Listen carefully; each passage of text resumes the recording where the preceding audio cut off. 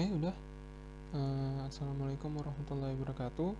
Kali ini di pertemuan 9 kita akan pelajari tentang teori pembangkit, atau lebih tepatnya kita akan pelajari source code untuk mengetahui generate dari suatu permutasi. Nah, kalian kan udah belajar dulu apa itu permutasi. Nah, kita ulas dulu sekilas. Nah, permutasi itu kita punya rumus seperti yang kalian tahu, rumus permutasi itu adalah n faktorial per n min r faktorial, benar kan? Nah, ini adalah rumus untuk permutasi itu sendiri. Nah, di sini kalian lihat di modul, kalian bisa melihat di sini yang awal dulu, yang ini kan, yang ini kita kesampingkan dulu. Bagaimana maksudnya? Kita langsung ke source code dulu. Nah, di sini kita akan mengetahui atau menggenerate hasil apa sajakah yang kita dapatkan dari permutasi itu. Kalau yang dulu kan kita hanya tahu rumusnya permutasi itu kan kayak gini. Misal kita punya permutasi 3 dari 2, berarti kan hasilnya kalau 3 dari 2 itu 3 faktorial per 1 faktorial kan, 1 faktorial, berarti hasilnya sama dengan 6. Nah, hasilnya kan yang kita ketahui hanya 6. Kita nggak tahu nih anggota apa aja yang ada di 6 nih. Nah, di pertemuan 9 kita akan menggenerate apa saja sih anggota dari 6 ini, rumus ini yang kita cari tadi. Anggotanya siapa saja sih, kayak itu. Nah, langsung saja kita masuk ke pemrograman.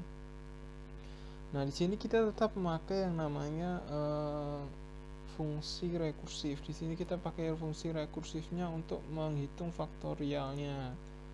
Nah, di sini kan kita tahu ada faktorialnya kan masing-masing, baik itu pembagi atau penyebutnya. Nah, di sini kita pakai rekursif. Kalian bisa juga pakai yang iteratif juga bisa. Kita pakai rekursif. Setelah itu kita deklarasikan beberapa variabel yang diperlukan, seperti ada array, terus ada lagi variabel-variabel lainnya. Setelah kita deklarasikan, kita langsung menginisialisasikan terlebih dahulu dari array. Nah, kita inisialisasikan dulu value dari array 0 sampai dengan 100 atau 99.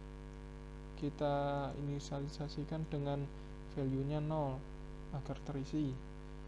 Terus kita masukkan ke program generate permutasinya, kita masukkan nilai n-nya sama seperti tadi, kita masukkan nilai n-nya sih berapa.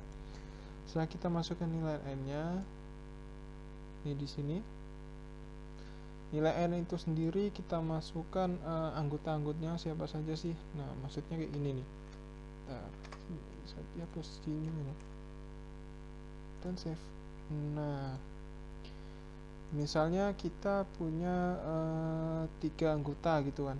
Nah, n-nya ada 3 gitu. N-nya 3 tuh siapa aja sih? Misalnya kita punya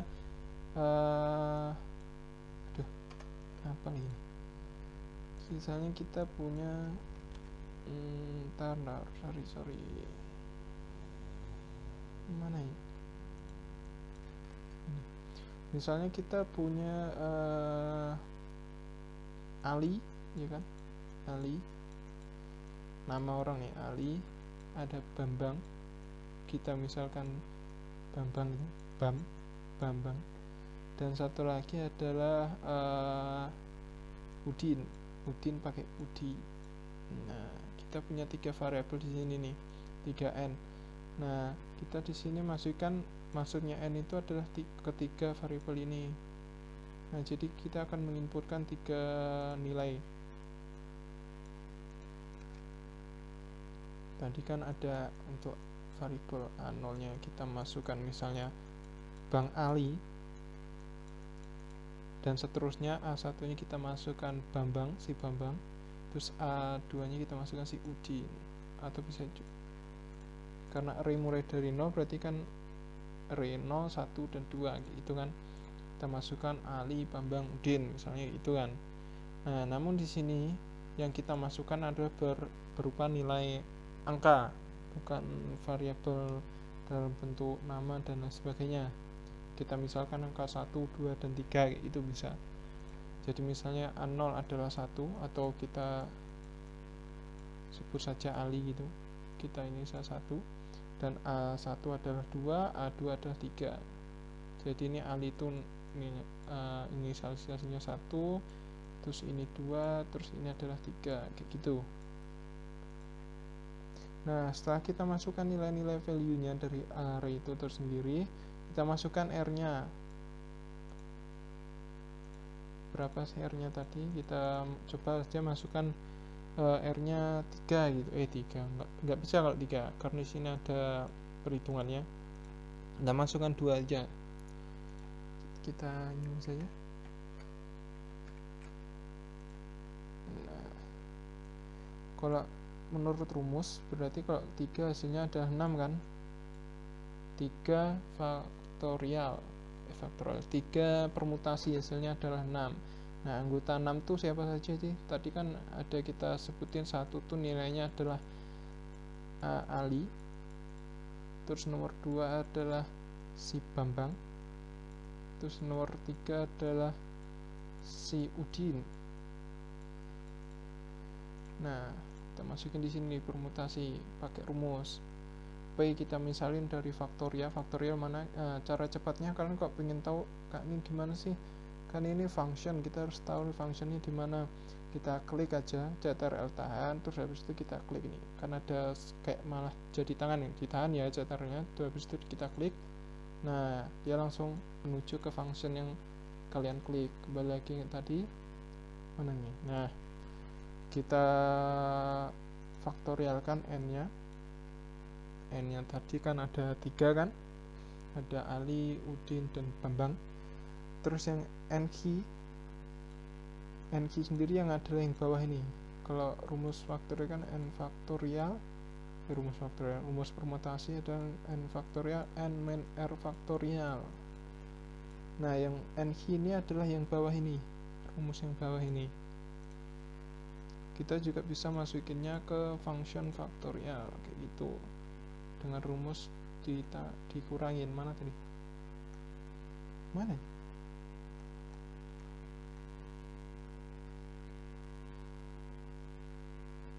Nih, dengan rumus dikurangi. Selanjutnya kita akan melakukan checking. Jika NH-nya sama dengan 0, jika NH-nya sama dengan 0, ini sama dengan 0, maka ingat, jika dia if tidak ada dalam kurung, maksudnya kurung kerawal kayak ini, berarti dia akan mengeksekusi satu baris dari dia sendiri. Maksudnya hanya mengeksekusi baris dia sendiri. Contoh kayak ini nih, kalau kayaknya akan lupa.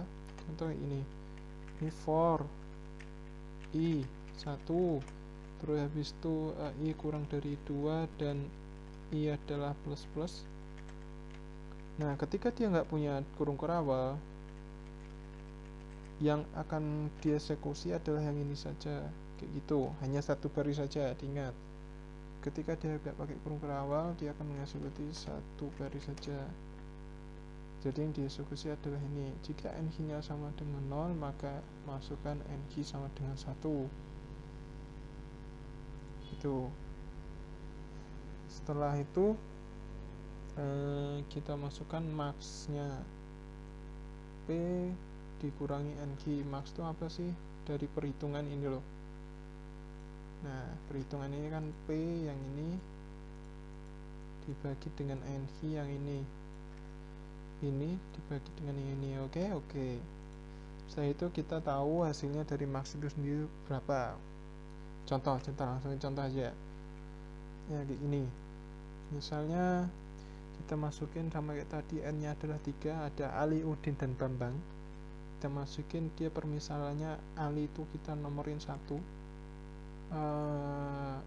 Bambang kita masukin 2, dan yang ketiga adalah kita masukin Udin, si Udin. Nah, dengan variabel 3 nih.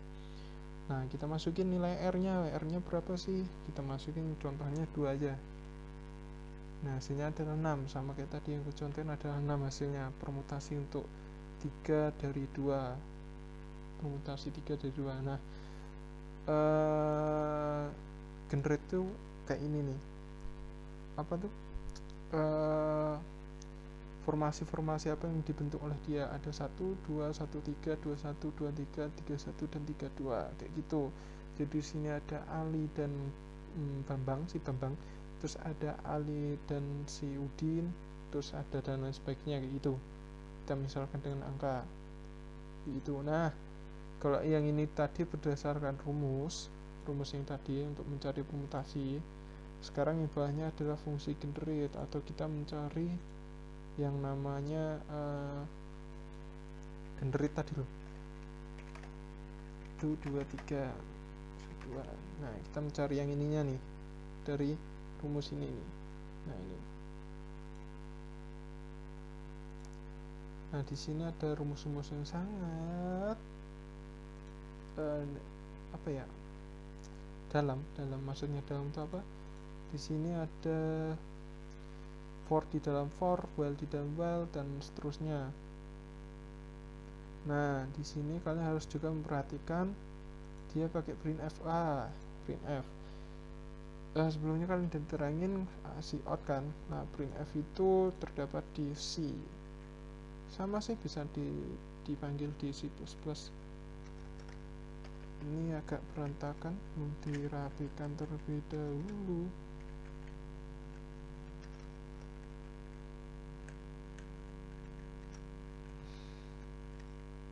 Nah, intinya programnya seperti itu. Yang bawah itu untuk fungsi generate-nya. Kalian bisa baca sendiri, di sini ada komen-komenannya. Kalau bingung bisa tanya Asprek yang mengajari kalian. Intinya ketika kalian udah tahu cara garis umum dalam program bahasa pemrograman, kalian akan mudah membacanya. Mengapa demikian? Karena kalian telah tahu bahasanya kayak gitu. Mudahnya itu nih. Sesulit apapun kodenya, kalau udah tahu bahasanya bakal mudah kayak gitu.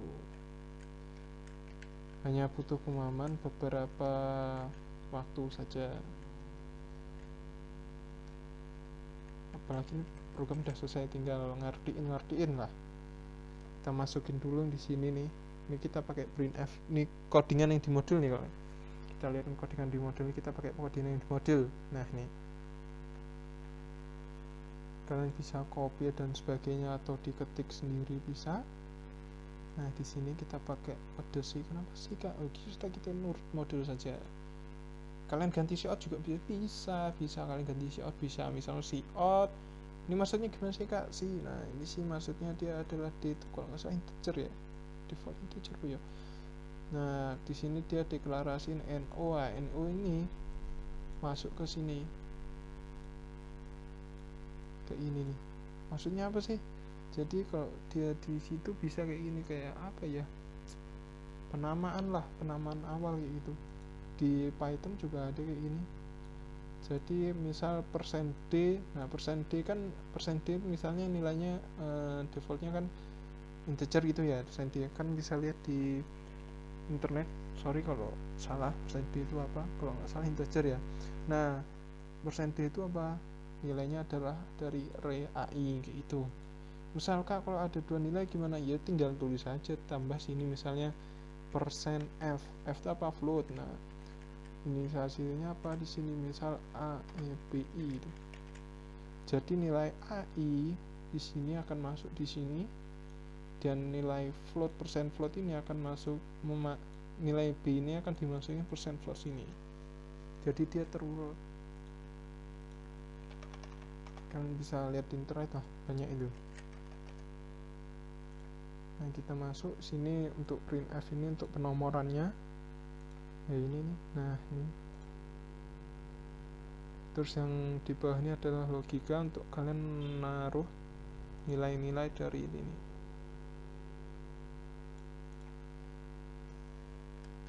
Udah berapa nih? Nah, udah 15 menit. Mungkin cukup itu aja untuk penerangan source code dari fungsi ini pertemuan 9, yaitu penerapan kombinatorik. Jika ada yang dibingungin dari source code ini, kalian bisa tanya ke asistennya masing-masing, Kak, maksudnya ini gimana gitu, atau ada error bisa langsung di chat di grup ya. Kalau PC mungkin aspeknya akan slow respon karena dia banyak juga praktikum lainnya. Mungkin di chat kan, di grup kan kalian bisa ada 4 aspek itu yang nanggapin. Nah, untuk yang ini teori pembangkit akan kita bahas nanti ya. Nanti kita bikin video sendiri untuk bagian teori pembangkit ini. Nih, pembagian permutasi. Oke. Sekian dari saya. Apabila ada salah kata mohon maaf. Wassalamualaikum warahmatullahi wabarakatuh.